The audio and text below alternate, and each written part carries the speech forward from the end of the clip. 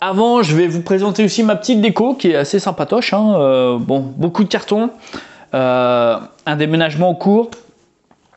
Donc, ça va être un petit peu galère pendant au moins un petit mois, voire deux.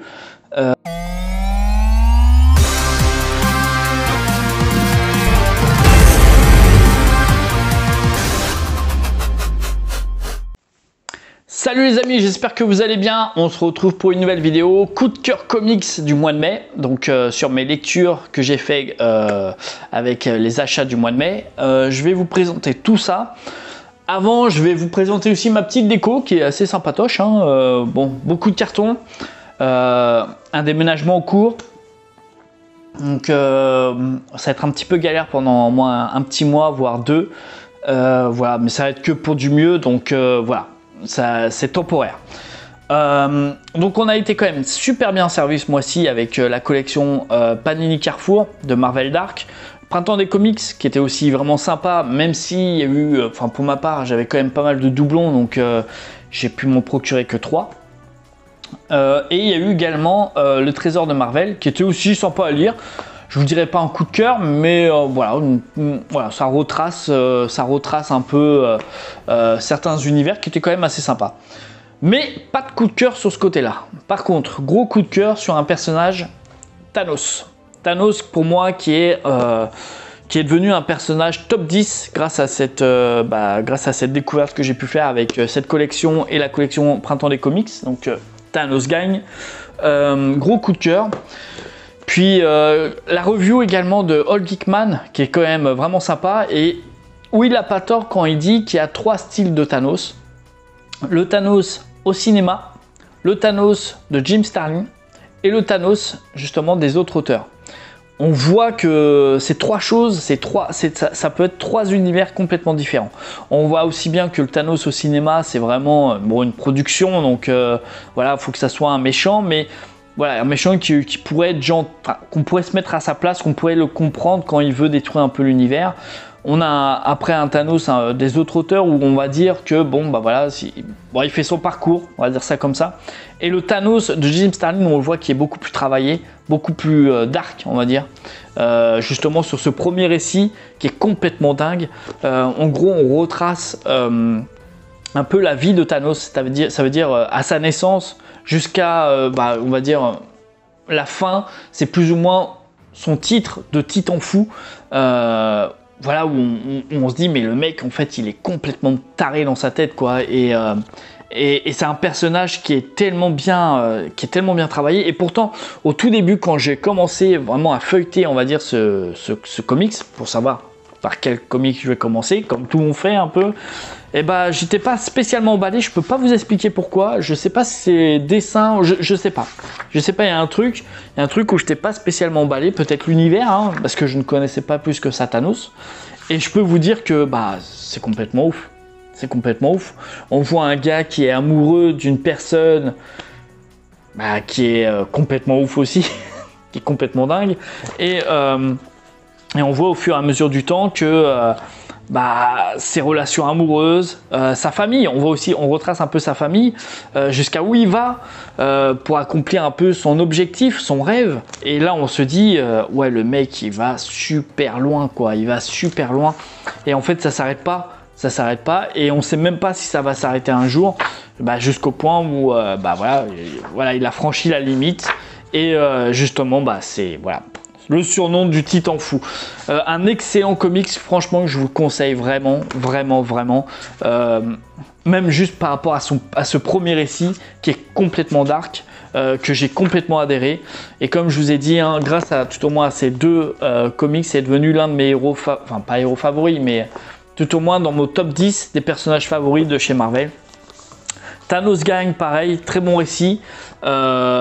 Voilà, ça donne un petit plus par rapport à ce que j'ai pu lire avec la collection Marvel Dark. Pareil, les planches sont encore plus propres et encore plus, c'est encore plus net que le précédent que je vous ai montré. Là, on retrouve différents héros comme Ghost Rider. Voilà, en gros, on va retrouver un Thanos qui va remonter le temps. Enfin bref, à lire, ça vaut vraiment le coup. Ces planches sont magnifiques. Et pourtant, celui-ci, quand je l'ai acheté, Je m'en rappellerai tout le temps. Justement, je me suis dit, la vache, ça vaut 5,99 €. Le 2,99 €. Et quand je voyais la taille, justement du bouquin, je me suis dit, bah, je me fais pas un petit peu arnaquer là. Et en fait non, non, parce que en fait juste les offres, cette offre là, elle est juste magique. Bah, elle est juste magique quoi. 2,99 € avec autant de papier. Voilà, c'est que du bon. Pour moi, c'était que du bon. Ensuite, deuxième, alors je dirais pas coup de cœur, mais je dis où j'ai pris du plaisir à lire, la déesse du tonnerre. Donc voilà, le personnage, je ne connaissais pas plus que ça. J'ai pu découvrir après qui elle était. J'ai pu voir aussi comment elle est devenue ce personnage-là, quel est son fardeau aussi lorsqu'elle devient la déesse du tonnerre. Pareil, les planches et les dessins sont vraiment top. Le scénario, bon, ok, c'est pas ouf, mais franchement, ça se lit quoi, c'est assez sympa. Moi, j'ai pris quand même du plaisir. Alors, je m'attendais peut-être je m'attendais à rien de spécial en le lisant, c'est peut-être pour ça que j'ai pris du plaisir. Sinon, tout était assez propre. On trouve Thor qui n'est plus digne de brandir son marteau. On va avoir droit justement à une autre héroïne, voilà, la déesse. Et là, après, on va découvrir, bon, je ne fais pas de spoil, mais après, on va découvrir qui elle est, quelle est plus ou moins sa malédiction lorsqu'elle emporte ce costume. Vraiment, même la relation entre les deux, elle est vraiment sympa. Franchement, comme je vous ai dit, hein, je m'attendais à rien de spécial, c'est peut-être pour ça que j'ai kiffé ce volume. Voilà, je dirais pas que ce personnage est rentré dans mon top 10, mais je dirais que pour ce mois de mai, voilà, agréable à lire. Voilà, bonne petite surprise, on va dire ça comme ça. Ensuite, moi comme je disais, c'est 3 bouquins, enfin tout au moins c'est 3 comics, allez-y. Si vous voulez vraiment pas claquer ou dépenser pour toute la collection, moi je vous conseille vraiment ces 3 là. J'ai vraiment, comme je vous ai dit, c'est vraiment sur ce mois-ci, c'est vraiment mes 3 coups de cœur. Parce que Thanos, j'ai pris une claque en le lisant. Et la déesse du tonnerre, bah, je sais pas, j'étais agréablement surpris. Donc je dis pas que c'était un kiff total, mais c'était sympa. Il y a eu également aussi Daredevil qui était aussi plutôt sympa à lire. Alors là par contre c'est plus dans, vous voyez, les dessins ça me correspondait un peu moins, enfin en clair j'ai un peu moins kiffé, mais franchement le scénario il était complètement dingue. Franchement, une précédente vidéo, voilà, je crois que c'était sur les achats comics, je sais plus c'était sur quel thème, ou si, des achats comics, je pense que c'était ça. Justement sur l'histoire de l'univers Marvel, beaucoup de personnes m'ont demandé de quoi ça parle, enfin d'être un peu plus dans le détail. Je vous ai déjà dit, n'hésitez pas à aller sur Spotify, taper les podcasters, vous allez trouver justement Maupatch qui fait une review sur ce comics qui est très intéressante et qui est très bien expliquée. Alors je vais répondre un peu aux questions que j'ai eues, enfin aux commentaires que j'ai pu avoir. Alors en gros c'est un comics qui est sorti en 2019 si je dis pas de bêtises, qui retrace vraiment du début et je dirais plus ou moins jusqu'à la fin de l'univers Marvel, de la Terre, en grosso modo de la Terre. Qu'est-ce qu'on retrouve en fait dans ce comics? En fait, en gros, on retrouve Galactus qui échange avec Franklin Richard sur l'univers, enfin de ce qui s'est passé sur la Terre. Donc on va retrouver les premiers hommes. On va retrouver également, vous voyez là un peu. Alors on va retrouver, je vous ai dit, les premiers héros. On va retrouver également les premiers Avengers. Donc là, hop, je sais pas si là vous allez bien le voir. Si, hop. Donc vous avez vu, c'est pas des textes, c'est pas des échanges, c'est plus comme un récit en fait. C'est des gens vraiment, voilà, ils se parlent entre eux, ils disent voilà ce qui s'est passé, les premiers héros, les premières défaites, les premières batailles. Et en fait, ils vont retracer, même là, vous voyez un peu avec Richard, Cœur de Lion, vous allez avoir Merlin, vous avez Crâne Rouge, comment aussi il a évolué. Pareil, le Shield. Comment la fondation du Shield, Nick Fury, comment il est devenu ce qu'il est à l'heure actuelle. Donc c'est vraiment Wolverine également, Wolverine, pareil, la création plus ou moins de ce qu'il est devenu, enfin de ce qu'il est.